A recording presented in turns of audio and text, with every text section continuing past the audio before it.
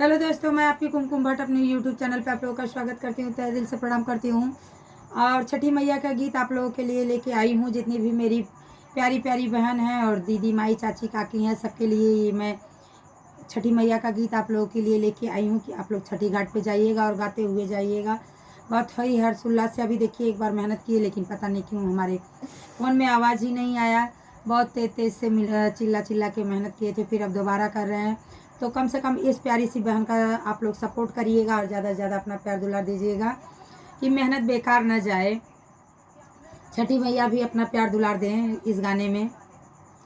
सेबवा से दौरा सजवली, उठी भोरे भीनुसार, उठी भोरे भीनुसार। सेबवा से दौरा सजवली, उठी भोरे भीनुसार, उठी भोरे भीनुसार। पैनी ना बलम जी पियरिया, बनी के चली ना कहाँ, बनी के चली ना कहाँ।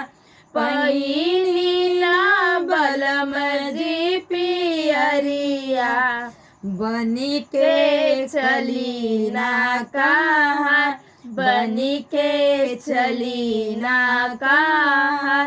छठी मैया दियली गोदी में ललनवा, पूरा कैली मनवा के आस, पूरा कैली मनवा के आस। छठी मैया दियली गोदी में ललनवा, पूरा कैली मनवा के आस, पूरा कैली मनवा के आस। छूटल बजनी करनमवा, कोखिया भैले उजियार, कोखिया भैले उजियार। छूटल बजनी करनमवा, गोदिया भैले गुलजार, गोदिया भैले गुलजार।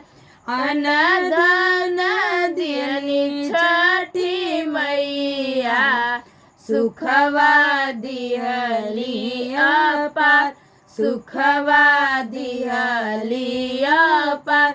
अनधन दियली छठी मैया, सुखवा दिहली अपार, सुखवा दिहली अपार।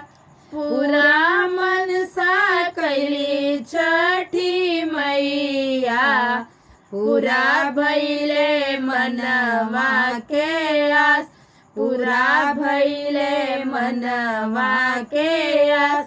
पूरा मनसा कैली छठी मैया, पूरा भैले मनवा के आस, पूरा भैले मनवा के आस।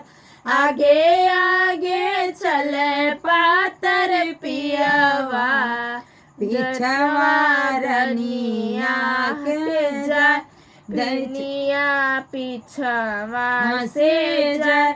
आगे आगे चले पातर पियवा, रनिया पिछवा से जाए, रनिया पिछवा से जाए।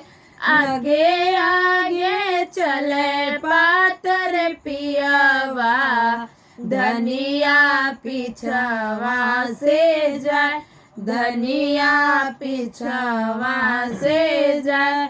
नरियल से दौरा सजवली, उठी भोरे भीनुसार, उठी भोरे भीनुसार।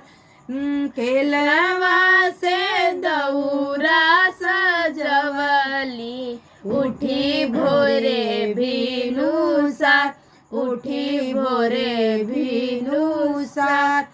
पहिनी ना सूरजी पियरिया बनी के चली ना कहाँ, बनी के चली ना कहाँ, पहिनी ना भलौजी पियरिया बनी के चली ना कहाँ, बनी के चली ना कहाँ। छठी मैया दियली गोदी में ललनवा, पूरा कैली मनवा के आस, पूरा कैली मनवा के आस।